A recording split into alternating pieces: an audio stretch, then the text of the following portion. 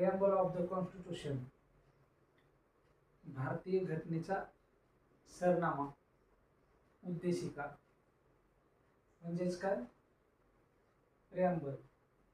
So उद्देशिकामध्ये अत्यंत महत्त्वाच्या 9 संज्ञा आहेत, वर्ड्स आहेत, त्याविषयी आपण या ठिकाणी सखोल चर्चा करणार आहोत. प्रत्येक शब्दाचं मिनिंग वेगवेगळं आहे आणि अत्यंत महत्त्वाचा, जे की पूर्ण संविधान या प्रिॲम्बलवर डिपेंड आहे आणि काही शब्द अत्यंत महत्त्वाचे आहेत आणि या शब्दामध्येच काही अर्थ लपलेले आहेत संविधानाचे. सो सर्वप्रथम सार्वभौम. सार्वभौम म्हणजे इतर कोणत्याही राष्ट्रावर अवलंबून नसणे. भारत देश हा एक स्वतंत्र राष्ट्र आणि स्वतंत्र डिसिजन घेऊ शकतो स्वतःविषयी, स्वतः देशाविषयी, असं म्हणजेच सार्वभौम. म्हणजे भारत हा एक कोणत्याही राष्ट्रावर अवलंबून नाही. सो त्यानंतर आहे समाजवादी. 1976 मध्ये 42व्या घटना दुरुस्तीने समाजवादी हा शब्द ऍड करण्यात आला. समाजवादी, भारतीय समाजवाद हा लोकशाही समाजवाद आहे आणि लोकशाही समाजवाद म्हणजेच मिश्र अर्थव्यवस्था. सो त्यानंतर आहे धर्मनिरपेक्ष. 1976 मध्ये 42व्या घटना दुरुस्तीने हा शब्द ऍड करण्यात आला प्रिॲम्बलमध्ये.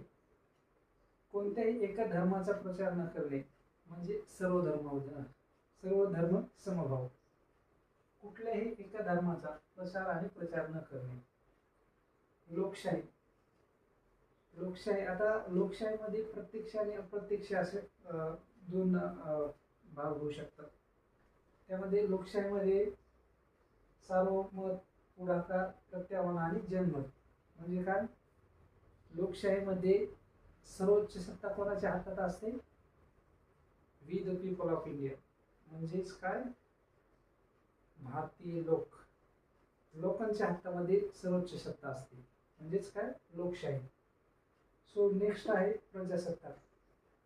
आता प्रजासत्ताक मध्ये पण 2 भाग होऊ शकतात. एक राजेशाही आणि दुसरी प्रजासत्ताक. आता राजेशाहीमध्ये कसं असतं की वंशपरंपरागत एखाद्या राष्ट्राचा अध्यक्ष किंवा पंतप्रधान वंशपरंपरागत नियुक्त केला जातो.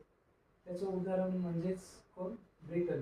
त्या ठिकाणी राजा किंवा राणी असं वंशपरंपरागत त्या ठिकाणी सिलेक्टेड असतात. आणि दुसरं काय, प्रजासत्ताक. राष्ट्रप्रमुख हा राष्ट्राध्यक्ष किंवा राष्ट्रप्रमुख हा काही विशिष्ट कालावधीसाठी त्या ठिकाणी नियुक्त केलेला असतो, काही विशिष्ट कालावधीसाठी. आणि त्याचं उत्तम उदाहरण म्हणजे काय, USA, युनायटेड स्टेट ऑफ अमेरिकामध्ये. सो त्यानंतर न्याय. आता न्याय हा कसा आहे, न्याय म्हणजे सामाजिक, आर्थिक, राजकीय अशा 3 ठिकाणी कोणताही भेदभाव न करता प्राप्त व्हायला पाहिजे. म्हणजेच त्या ठिकाणी कुठलाही भेदभाव न होता न्याय पाहिजे. सो त्यानंतर आहे स्वातंत्र्य. स्वातंत्र्यामध्ये काय आहे, व्यक्तीची जी कृती किंवा विचार आणि प्रतिबंध नसणे. उदाहरणार्थ कुठल्याही एका देवाची उपासना करणे, श्रद्धा, त्या ठिकाणी कुठलाही प्रतिबंध नसणे. म्हणजे कुठल्याही धर्माचा सपोज आपण प्रकटन करू शकतो त्या ठिकाणी. म्हणजे काय, श्रद्धा, उपासना अभिव्यक्त होऊ शकतो की असं. सो त्यानंतर आहे समानता, इक्वॅलिटी. कोणत्याही एका वर्गासाठी विशेषाधिकार नसणे. म्हणजे कुठल्याही एका विशेष वर्गासाठी त्या ठिकाणी विशेषाधिकार नसणे. म्हणजे काय, तर समानता असली पाहिजे. समानता कुठल्याही सपोज आर्थिक, सामाजिक आणि राजकीय या ठिकाणी समानता असली पाहिजे. ओके. सो नेक्स्ट आहे बंधुता. आता बंधुता आणि अखंडता, ही अखंडता हा शब्द 1976 च्या 42व्या घटना दुरुस्तीमध्ये तो प्रिॲम्बल मध्ये ऍड करण्यात आला. बंधुता म्हणजे काय, आता धार्मिक, भाषिक आणि प्रादेशिक याविषयी विचारांच्या पलीकडे जाऊन धार्मिक, भाषिक आणि प्रादेशिक या विचारांच्या पलीकडे जाऊन एक एकीची भावना निर्माण करणे, एक बंधुभावाची निर्माण करणे, एक बंधुत्वाची भावना निर्माण करणे, म्हणजेच काय, एकोपा निर्माण करणे, मीन्स दॅट बंधुता.